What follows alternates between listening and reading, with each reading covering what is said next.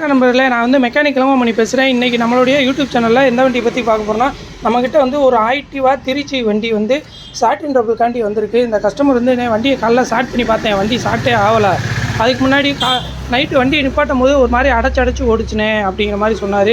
நானும் ஃபார்க் ப்ளக்கை கழட்டி பார்த்தேன். ஃபார்க் ப்ளக் வந்து நல்லா இருக்கிற மாதிரி தெரிஞ்சிச்சு. ஆனால் ஃபார்க் ப்ளக்கில் வந்து கரண்டே வரலனே, எதுவும் காயிலையில் போச்சானு பார்த்து மாற்றி கொடுங்க அப்படிங்கிற மாதிரி இந்த கஸ்டமர் சொன்னார். நம்மளும் ப்ளக்கை கழட்டி பார்த்து ஸ்டார்ட் பண்ணி பார்ப்போம்.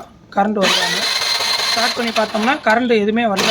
இந்த வண்டியில் வந்து நமக்கு வந்து ப்ளக்கு தான் கம்ப்ளைண்ட்டு. ஏன்னா இந்த ஸ்கூட்டர் மாடல் வண்டி எல்லா வண்டியிலையும் பார்க்கும்போது கிலோமீட்டர் வந்து ரொம்ப கம்மியாக தான் ஓடும். அப்படிங்கிறப்ப ஒரு 10,000 கிலோமீட்டருக்கு ஒருக்கனாலும் இந்த ஃபார்க் ப்ளக்கு மாற்றணும். 1 கிலோமீட்டர் அதிகமாக ஓடாமல் இருந்துச்சுன்னா ஒரு 6 மாதத்துக்கு ஒருக்கனாலும் இந்த ஃபார்க் ப்ளக் வந்து நம்ம புதுசு வந்து போடணும்.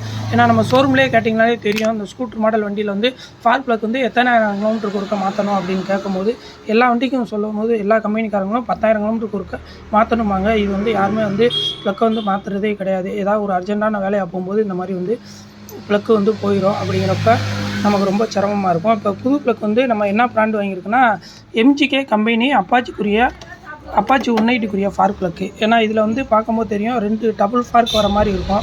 அப்படிங்கிறப்ப இதை போட்டோம்னா நமக்கு வந்து மைலேஜ் நல்லா கிடைக்கும். ஸ்டார்டிங் டபுள் இது எதுவுமே இருக்காது. இப்போ அந்த புது ப்ளக்கு போட்டு நம்ம கரண்ட் வருதான்னு பார்த்தோம்னா கரண்ட் வந்து வருது. பார்க்கும்போது தெரியும் இந்த 2 சைடு வந்து நல்லா ஃபார்க் வரும். இது 2 ஃபார்க் இருக்கனால ஒரு ஃபார்க் வந்து இந்த சைடு வரும், இன்னொரு ஃபார்க் வந்து அந்த சைடு வரும், டபுள் சைடு வரும். அப்படிங்கிறப்ப பெட்ரோல்னால் வந்து நல்லா எரியும் நண்பர்களே.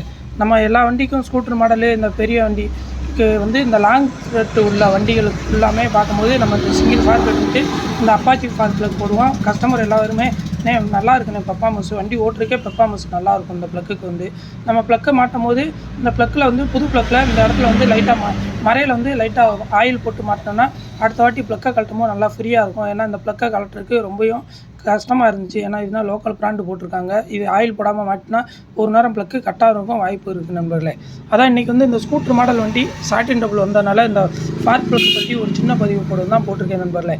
நன்றி, வணக்கம் நண்பர்களே.